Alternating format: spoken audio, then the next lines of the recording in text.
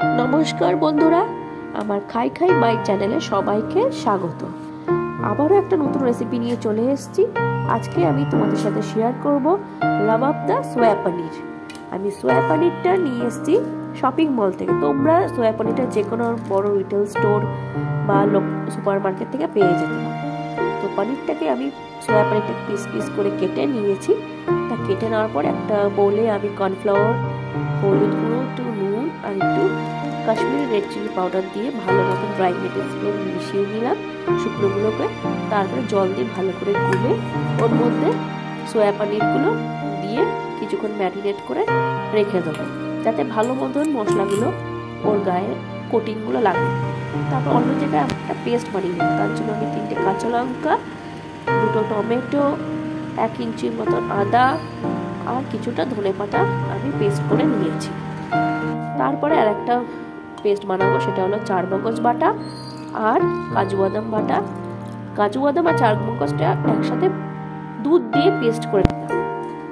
তারপর অন্যদিকে কড়াই বসিয়ে তেলটা গরম হতে দিয়ে সেখানে এক এক করে তেল গরম হয়ে গেলে এক এক করে আমি সোয়া পনিরের ওই যেটা ম্যারিনেটেড সোয়া পনির সেটা এক এক করে আমি কড়াইতে দিয়ে দেবো। দিয়ে সবগুলো যতটা কড়াইতে ধরে ততটাই একটু ফাঁকা ফাঁকা করে দিতে হবে, যাতে গায়ে গায়ে যেন লেগে না যায়। সোয়া পনিরটা অন্য পনিরের থেকে একটু আলাদা হয়।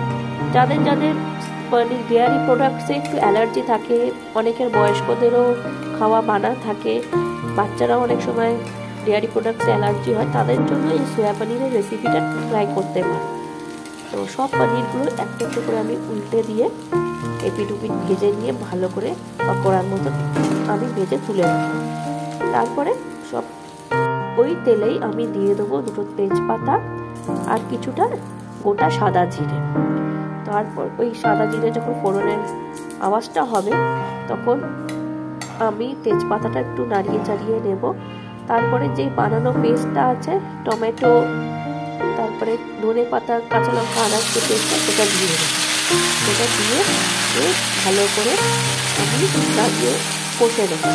আদা টমেটোর যে একটা কাঁচা গন্ধ যতক্ষণ না চলে যায় ততক্ষণ ভালো মতন একটুখানি কষে নেবো।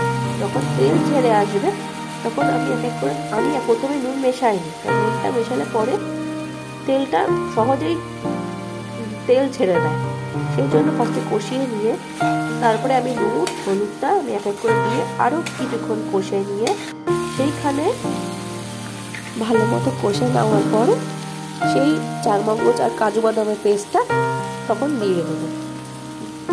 ওটা দিয়ে দেওয়ার পর ভালো মতো নাড়িয়ে, বেশিক্ষণ নাড়ানোর দরকার লাগে না। কাজু বাদাম আর 4 মগজ দেওয়ার পরে যখন একটু তেল বেরিয়ে আসবে, তখন কাজু বাদামের আর 4 মগজের মধ্যে একটা ফ্যাট আছে, তো ওটার থেকে যখন তেলটা বেরিয়ে আসবে কড়াই থেকে দেখবে অলরেডি আমার মশলাটা ছেড়ে আসে, তখন একটু গরম জল আমি ওটাতে অ্যাড করেছি, উষ্ণ গরম জল অ্যাড করেছিলাম। তো গ্রেভিটা একটু ভালো মতো মিশিয়ে দিয়ে সবগুলোর সাথে এই যে সিক্রেট, এটা হচ্ছে মশলা, এটা হচ্ছে আমি ভিডিওতে দেখাতে ভুলে গেছি। এটার মধ্যে আছে গোটা গরম মশলা, দালচিনি, লবঙ্গ, ছোটো এলাচ, গোটা গোলমরিচ আর একটু মৌরি ভালো মতন শুকনো খোলায় নাড়িয়ে এটাকে আমি গুলিয়ে রেখে দিয়েছিলাম। এটা দিলে একটু অনবদ্য টেস্ট আসে। তার ভালো করে মশলাটা মিশিয়ে নিয়ে তারপরে যখন একটু ঘন হয়ে আসবে তখন আমি ওটাতে আর একটু জল অ্যাড করব। জল অ্যাড করার পর আবার একটু ভালো মতো মিশিয়ে যখন গ্রেভিটা অলরেডি ফুটে উঠবে তখন একটু নুন আর ওর মধ্যে একটু নুন মিশিয়ে একটু চিনি মিশিয়ে ওই আর একটু নাড়িয়ে ভালো করে মিশিয়ে ওর মধ্যে ভাজা পনির নয় সোয়া পনিরগুলো আমি ওটার মধ্যে অ্যাড করে দিয়ে আবারও কিছুক্ষণ ভালো মতন নাড়িয়ে নিয়ে সবগুলো মিশিয়ে নিই, যাতে পনিরের গায়েও মশলাগুলো লাগে, সোয়া পনিরের গায়ে। তারপরে আমার কাছে ফ্রেশ ক্রিম ছিল না, আমি আনতে ভুলে গেছিলাম, তো আমার কাছে দুধের শর্ট ছিল, সেটাকেই ভালো মতো ফেটিয়ে নিয়ে ওর মধ্যে দিয়ে দিলাম। আর লাস্টে একটু কসুরি মেথি শুকনো খোলায় আমি একটু তাওয়াতে করে নিয়ে গুঁড়ো করে ওর উপর দিয়ে আমি দিয়ে দিয়েছি। তারপর ঢেকে রেখেছিলাম কিছুক্ষণ। কি বলবো বন্ধুরা, জাস্ট অসাধারণ লাগছিল খেতে। দেখতে হয়তো